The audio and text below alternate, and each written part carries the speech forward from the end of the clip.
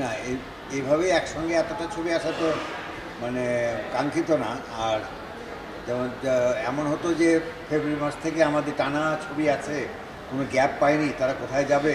কিন্তু ফেব্রুয়ারি মাস থেকে তো আমরা হল বন্ধ করে বসেছিলাম, তখন কোনো ছবি আসে নাই।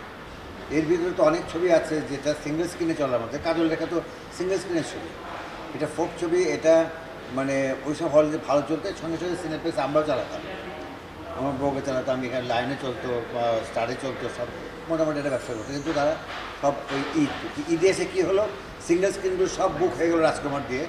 আর এই ধরনের ফোক ছবি আরও ছবিগুলো শুধুমাত্র সিনেপ্লেক্সে মাল্টিপ্লেক্সে বেস করে তারা ঈদে রিলিজ করতেছে, করে নিজেরা একটা ঝগড়াঝাড়ি ক্ল্যাশ করে এর মধ্যে থেকে ছবিগুলো কিল করে দিচ্ছে। কিছু কিছু কিছু আমরা তো ধরেন এতদিনের ফিল্ম ব্যবসা আমরা দেখি যে একটা ছবি দর্শকরা মোটামুটি ছবি হলো বলে না ঠিক আছে ছবিটা ভালোই, কিন্তু এখন কম্পেয়ার করতে যেয়ে যদি আরেকটা ভালো ছবি পায় অন্য ছবি তো কিল হয়ে যাবে। এখানে হচ্ছেও তাই। এবং এতে শুধু প্রডিউসাররা তাদের নিজের ক্ষতি করছে না, আমাদের ইন্ডাস্ট্রি ক্ষতি করছে। আমাদের সিনেমা হল মানে মানে বৃদ্ধি করার যে আমরা যে উদ্যোগগুলো নিচ্ছি, আমরা যে সিনেপ্লেক্স করা, তারপর হল সংস্কার করার, এগুলো তো হল মালিকরা হতাশ হয়ে যাচ্ছে। এগুলো তো ট্রেডের জন্য খুব ভালো হচ্ছে না, এগুলো ফিল্মের জন্য ভালো হচ্ছে না। এদিক থেকে বরঞ্চ ইকবাল সাহেবকে ধন্যবাদ দেবো যে উনি যে মানে পিছাই গেছে। পরবর্তী দেখবেন যে উনি ব্যবসা ভালো করবেন। একটা বিষয় কথা প্রচলিত আছে যে অতিমারির পর প্রযোজক ভাবছে ঈদ ছাড়া সিনেমার হাইপ ওঠে না। তারা বলেন আসলে যে আমরা সিনেমা যত টাকা দিয়ে বানাই, হ্যাঁ, শেষে গিয়ে সেটার প্রমোশনে আমাদের কোনো টাকা থাকে না, আমরা প্রমোশন করি না, এবং সিনেমাটাকে শুধু বানানো পর্যন্ত আমরা করে ছেড়ে দিই। এবং যে হলে যে মুক্তি দেওয়ার জন্য যে খরচগুলো সেগুলো থাকে না প্রযোজককে। তাই এটা কি সিনেমা বানানোর ক্ষেত্রে প্রযোজকের অদূরদর্শিতা?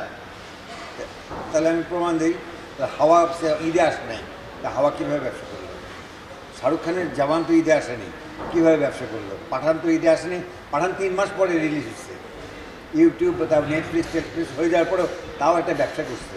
তাহলে ঈদে হলেই যে ছবি চলবে আর ঈদ ছাড়া চলবে না, এটা একদম মানে ফেক কথা একটা। মানে এটা হচ্ছে একটা মানে আমাকে ঈদে আসতেই হবে, ঈদ হলে আমি রিস্ক ফ্রি, কিন্তু ঈদে হলে সেই যারা বেশি রিস্কে পড়ে যাচ্ছে সেটা সে বুঝতেছে না। এটা তো একটা হচ্ছে যে অনেক বলে সিঙ্গেল স্ক্রিনের দর্শক মাল্টি স্ক্রিনে যায় না, সিঙ্গেল স্ক্রিনের দিন শেষ। আপনি কি মনে করেন? আপনি তো সিঙ্গেল স্ক্রিন না, সিঙ্গেল স্ক্রিন আস্তে আস্তে যদি সংস্কার তারা না করে, সিঙ্গেল স্ক্রিন কিন্তু আমারটাও, আমার মধুবনে কিন্তু সিঙ্গেল স্ক্রিন, আমি এখনও মাল্টিতে যাইনি।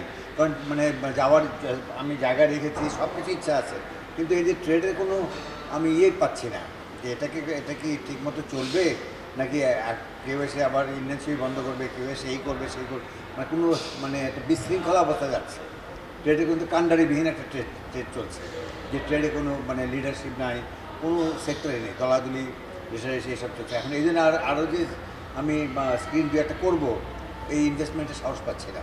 কিন্তু এই জন্য বলছি মাল্টিপ্লেক্স আর সিঙ্গেল স্ক্রিনের যেমন আমারটা সংস্কার করে আমি এটা একটা সিনেপ্লেক্সের প্যাটার্নে নিয়ে আসছি।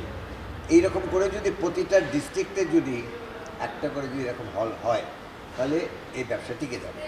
আর আমি যদি মনে করি যে আমি ঈদে প্রিয়তমা পাচ্ছি, আমি রাজকুমার মতো ছবি পাচ্ছি, আমি ব্যবসা করে মানে এত মার্কাটটা করলাম, আমার এই হল দিয়েই চলবে, তাহলে ওই তাদের ওই ঈদেই হল খুলতে হবে। আচ্ছা, অন্য সময় তারা এই যেমন জওয়ানে তারা ভালো ব্যবসা করতে পারেনি, সিঙ্গেল স্ক্রিন অনেক অনেক জায়গায় ডিউ টু হলের পরিবেশ। একটি তথ্যমন্ত্রী 1000 কোটি টাকা তথ্যমন্ত্রী ঘোষণা দিয়েছেন যে উনি আগামী 2 বছর সময় চেয়েছেন।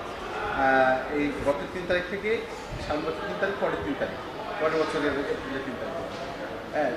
উনি বলছেন এর মধ্যে সিনেমার চেহারা পাল্টে দেবেন, নিজে দায়িত্ব নিয়েছেন, এটা ঘোষণা দিয়েছেন।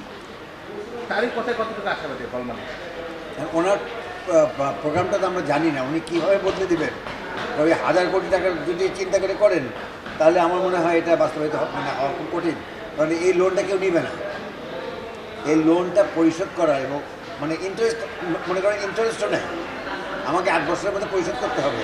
আমার মাসে যে ইনস্টলমেন্টটা দাঁড়াবে 3 কোটি টাকার নিচে একটা সিনেমা হল আমাকে মানে মডিফাই করা যায় না। তো সেই ক্ষেত্রে আমার যেটা ইনস্টলমেন্ট আসবে সে আমার কন্টেন্টের কোনো নিশ্চয়তা নেই, এই একটা। তারপরে আমার যদি মনে করেন যে ফুলের মানে ওইরকমভাবে ফ্লো থাকে, তারপরে যে ফিগারটা আমাকে দিতে হবে সেটাও হল মালিকরা দিতে পারবে কি না, এসব নিয়ে অনেক চিন্তা ভাবনা হল মালিকরা নিচ্ছে না, আর ব্যাংকও দিচ্ছে না। ব্যাংকের ওখানে একটা ইয়ে করা আছে যে এই টাকা পরিশোধ করতে হল মালিক পরিশোধ না করলে ব্যাংকের যে টাকাটা বাংলাদেশ ব্যাংকে জমা আছে সেই টাকাতে কেটে নেবে। হ্যাঁ, মানে অনেক অনেক সিনেমা হল আছে যে ল্যান্ড ভ্যালু মানে এটার সঙ্গে মানে যার লোন নিতে গেলে যে ল্যান্ড ভ্যালুর রেশিওটা সেই রেশিওটা হয়তো মেলে না, সেক্ষেত্রে অনেকে নিতে পারছে, অনেক সংস্থা করতে পারে। এখন সরকার যদি এটাকে বলে যে আমরা এভাবে সাজায় দিচ্ছি, তোমার তো যেভাবেই হোক তুমি মাসে মাসে একটা করে ছবি লাগবে, 10,000 20,000 করে আমাদেরকে দিতে থাকবে, তাহলে একটা অন্য রাস্তা হতে পারে। কিন্তু এখন তথ্য প্রতিমন্ত্রী মহোদয় যে এখন কীভাবে এটা 2 বছর পাল্টা দিবে, এটা কিন্তু এখন উনি ক্লিয়ার করেন না, উনি আমাদেরকে ক্লিয়ার করেন।